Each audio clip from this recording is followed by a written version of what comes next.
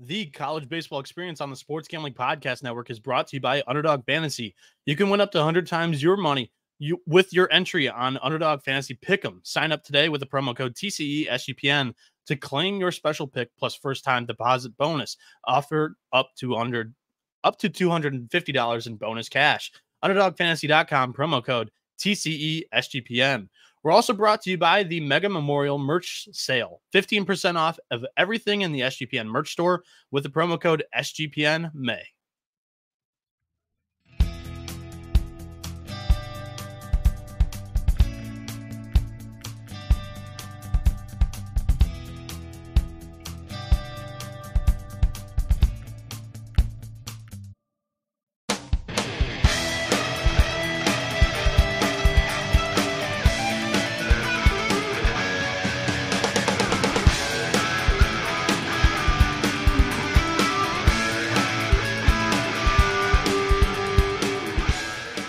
And it is showtime here once again on the College Baseball Experience. What's going on, everybody? I am your host, Noah Bieniek, aka 77.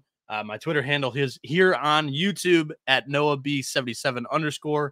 Everywhere on social media, whether it's TikTok, Twitter, Instagram, YouTube. I don't really use my Instagram, but it is public. But I try to keep that to my buddies and everything. But I'm getting sidetracked.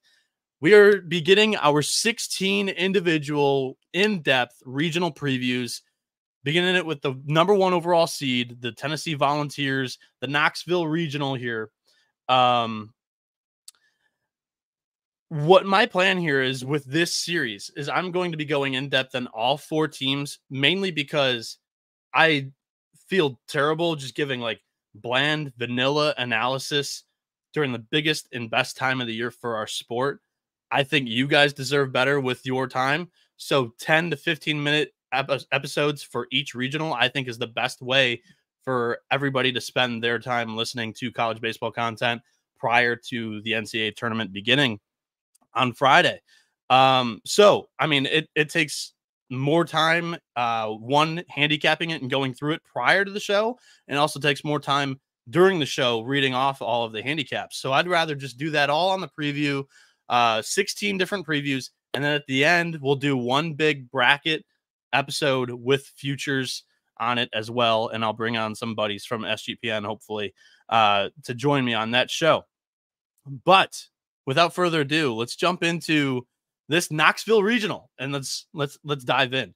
So, the number 1 overall seed, the Tennessee Volunteers. We're going to start it off with the first round opening day matchups. So the 1 versus 4 seed, the 2 versus 3 seed in each regional. I'll pick the first game here on this show. That way you kind of know where I'm going to lean on Friday on opening day as well. I might even have a Friday picks episode. It depends on how well I do churning these all out. But without further ado, let's jump into this. The Knoxville Regional will be played at Lindsey Nelson Stadium in Knoxville, Tennessee. Left field wall, 320 feet. Left center, 360. Center field is only 390 feet. Right center is 360. Right field, 320. It's a shoebox at Lindsey Nelson Stadium. Tennessee, your host team, is 50-11 this season, 35-3 at home at Lindsey Nelson Stadium. Head coach Tony Vitello has done an amazing job. This is their second number 1 overall seed awarded to them in the last 3 years. This lineup contains 5 regulars that are batting above 300 batting average-wise with an OPS over 1,000. 4 of the 5 players could all easily be drafted in the first round of this year's MLB draft. Second baseman Christian Moore won the SEC regular season Triple Crown. He finished the season with a 382 batting average, 1236 OPS, and 28 home runs. The Robin to Moore's Batman is Blake Burke, a power-hitting, sweet-swinging lefty with a 372 average, 17 homers, 24 doubles, and a 1142 OPS. The other 2 first-round draft candidates are Billy Amick and Kavaris Tears. The weekend rotation I projected out like this. In Game 1, I don't really see any changes. Chris Stamos, an over-the-top left-handed arm slot, 3-0 with a 3.34 ERA. He'll go one time through the order like they usually do. It's an opener, and then they go right to AJ Causey, who's a low-slot right-handed joker.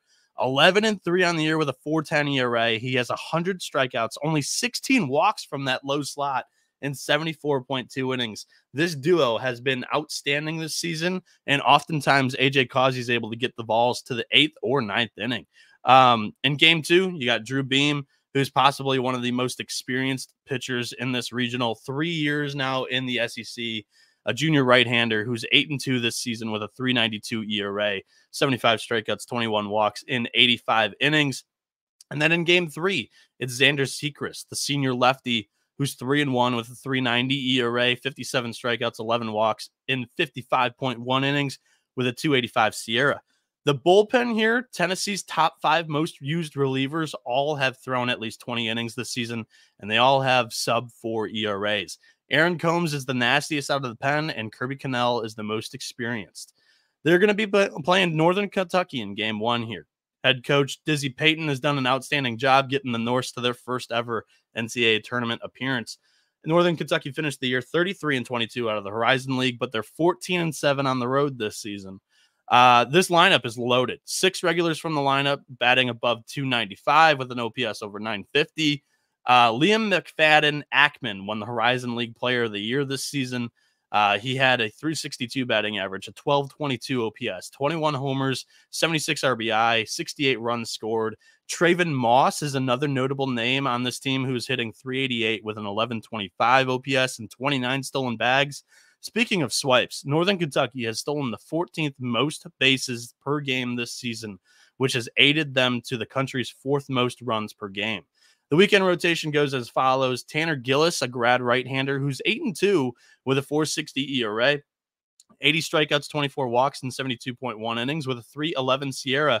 He's going to give the Norse a fighting chance here in game 1 against Tennessee. In game 2, this is where it goes a little bit downhill. Ben Girl, a senior left-hander who's 5-6 with a 7.80 ERA, 66 strikeouts, 41 walks, and 77.1 innings with a 4.61 SIERA. And then in game 3, Clay Brock, who's also a senior. I mean, all 3 guys here in this weekend rotation are all seniors. Brock has an 8-3 record this year with a 7.07 ERA, 69 strikeouts, 29 walks, and 77.2 innings with a 4.10 SIERA. And then the bullpen, it's nothing but bad things. 7.94 bullpen ERA. So for this matchup, I'm not really going to get bold right away. I'm going to go with Tennessee. I do think that if this run line comes out drastically high, Tanner Gillis could give Northern Kentucky a shot to keep it within 4 or 5 runs here. And not too long ago, we saw Wright State out of the Horizon League come down in the Knoxville and give Tennessee some fits early. And they were an explosive offense. This Northern Kentucky team is going to be fun.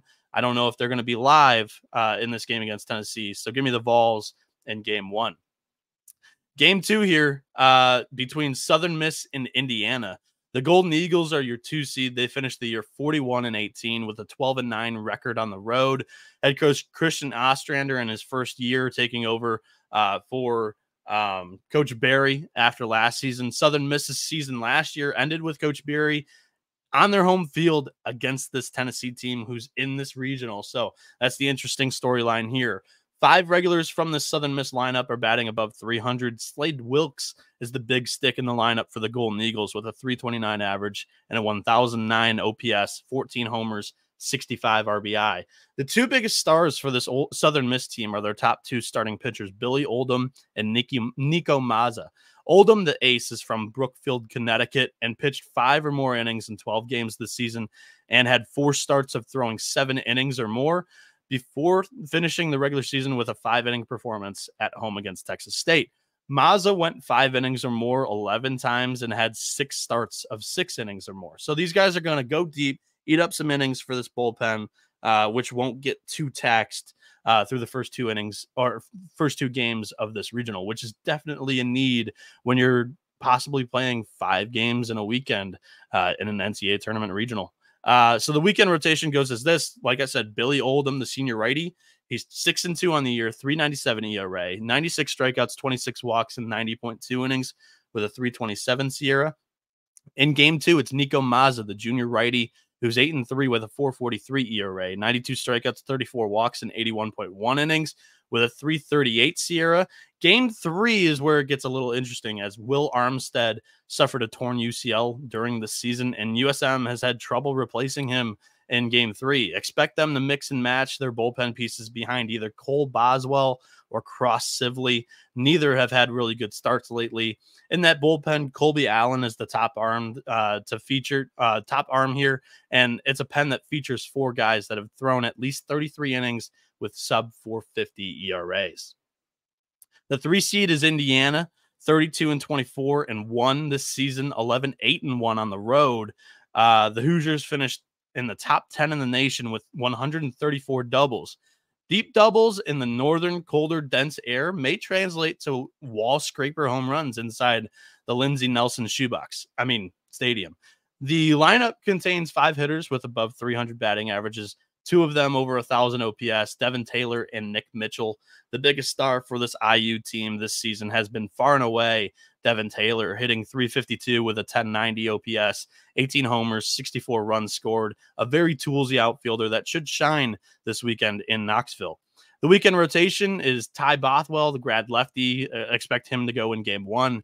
He's 6-3 this season with a 4.90 ERA, 82 strikeouts, 23 walks, and 79 innings with a 3.40 Sierra. In game 2, Connor Foley, the sophomore right-hander, I expect to get the ball here.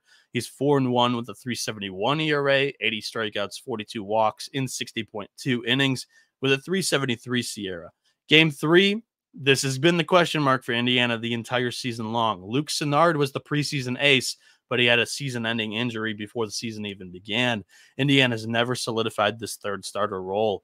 So Indiana's weekend bullpen ERA is 5.69. It's not great. It's not bad. They've held their opponents under 7 runs in 16 of the last 17 games, thanks to their solid arm barn duo of Aiden Decker-Petty and Drew Burr, with both who have 36-plus innings and sub-340 ERAs to their name.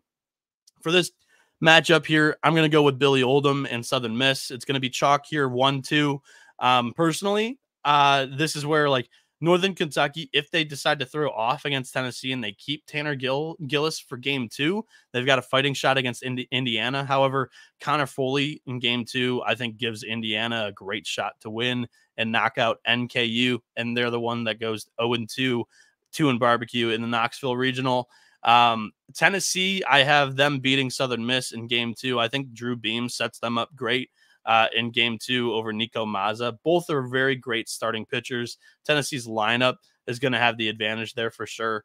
And then I think it goes down to game 3, in the losers bracket between Southern Miss and Indiana. This is the one where it can get really interesting, and it probably favors the offense as both teams has struggled to find that third starter. Here, I'm going to take the upset. I'm going to go with the Hoosiers. A lot of people are going to pick Southern Miss as the runner-up in this regional behind Tennessee. I'm going to go with Indiana. My final is going to be Tennessee and Indiana. And before I choose my winner and why, join me on the College Baseball Experience throughout the road to Omaha, as the show is the industry leader in NCAA baseball gambling analysis. The tournament begins Friday morning, May 31st. During the week leading up to Friday, listen to all 16 regional previews or the bracket picks episode to make sure you get down on some of the best price futures available. Join the College Baseball Experience bracket group to compete against myself and some of my friends in the college baseball gambling space and at SGPN. Prizes will be announced soon. The link to the D1 baseball bracket group is in the comments or description below. Also, I will be releasing daily betting picks episodes throughout the entire tournament. Experience the better side of college baseball with the College Baseball Experience. Also, Underdog Fantasy is available in 30-plus states, including California, Texas, and Canada.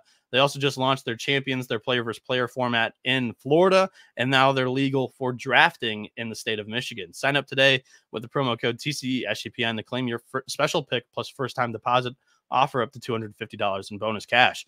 UnderdogFantasy.com, promo code TCESGPN. And if you're betting on NBA player props this postseason, you need to download the app Rhythm, RITHMM. Rhythm gives you a menu of the best players props for every single NBA playoff game, making it easy to go through and find the best props to put your money on in seconds. From superstars to bench players, Rhythm finds the best player prop lines, all backed by AI data, without you needing to endlessly scroll a sports book. Start a free 7-day trial and start winning your NBA player props with Rhythm. Available wherever you get your apps. All right, so welcome back to the College Baseball Experience. I'm going to wrap it up. No surprise. Tennessee, I have them going 3-0 in this regional. and advancing out of the Knoxville Regional to take on the team that comes out of the Greenville Regional. Should be pretty interesting there, as East Carolina is kind of known for drawing some tough super regional foes, and they're due to get to Omaha. They just haven't been able to get across the finish line to get to the sacred place for college baseball. But more notably, Tennessee could end up facing Wake Forest in the super regional, and their ace, Chase Burns, could be coming back home to Knoxville. And that should be very, very interesting, very, very fun, very, very entertaining. Listen to the College Baseball Experience for more daily picks throughout the end of the season. Thank you all for tuning in. This has been Noah Bieniek from the College Baseball Experience. Adios, amigos.